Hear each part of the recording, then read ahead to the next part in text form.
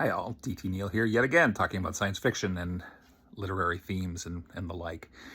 Um, Decades ago, there was still an optimism about the human condition. People still thought, oh, we're going to have moon bases. You can go shopping for shoes on the moon, or there was this idea of us getting off the planet and exploring and moving forward. And that still like lurks there, but over the last 50 years, we've seen that particular notion slip further and further away. And because the greed of a particular group of people in society is holding us back from making those next necessary steps. Because a handful of billionaires want to have like 3 or 4 yachts or be able to buy an island for themselves. Because of those things, we can't invest societal resources into space exploration. And it's funny because we need to do that. This is our only habitat. And we need to get out of that again, that 18th century capitalist mindset to have a meaningful, survivable future for the human race. For me, again, speaking from my own experience, when William Gibson and Bruce Sterling really kind of just launched into the cyberpunk stuff in the 80s, I remember being blown away by that. That really motivated me to write science fiction. I was really hit by that.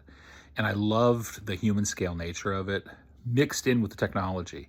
The internet, the pre-visioning of the internet, the nature of mega corporations and their no doubt abundantly malevolent effect on human life. And even the nature of the human condition being alterable through cybernetics, nanotechnology, and things like that. That really hit me. The old pre-cyberpunk delineation was always, hard science fiction. That really hard, physics-rooted, meat and potatoes kind of science fiction versus social science fiction, so-called soft science fiction. Now, I have more fondness for social science fiction, aka soft science fiction, because for me, the techno tools, while those are cool, the human condition is still rooted in us.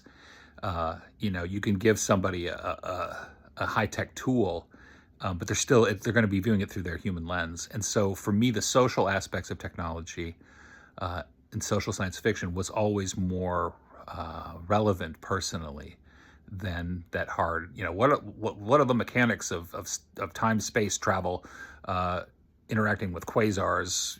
Blah blah blah. I feel like until the social science fiction aspect is dealt with meaningfully, we won't have a hope of getting out to those other planets. Like, you can't shoot off into those other places without dealing with a lot of the human issues that are inherent in the human condition.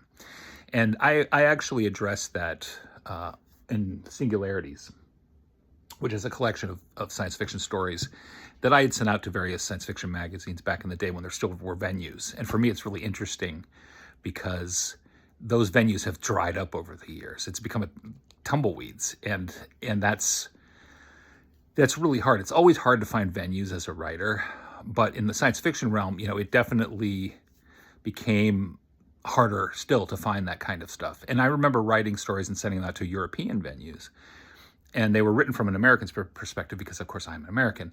And I remember the European editors couldn't believe the things that I was addressing in some of the stories. They just couldn't accept it. They would reject them on the grounds that they didn't think that was like possible or credible. And I look at like where we are right now in the States, and I think, oh, you see, you couldn't see it because you were in the Netherlands or you were wherever, Germany, you were wherever you were. It was more civilized in that conventional sense versus like what we're dealing with in America. And I think the rest of the world is starting to wake up and look at what's going on in America right now and think, oh my gosh, there's a problem here.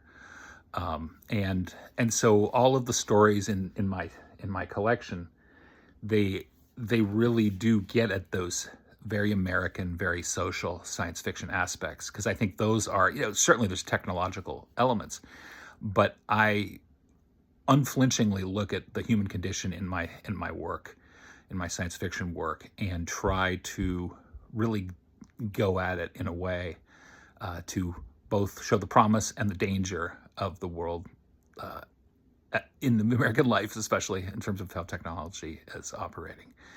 And that collection. They're the only ones that I did under my own name.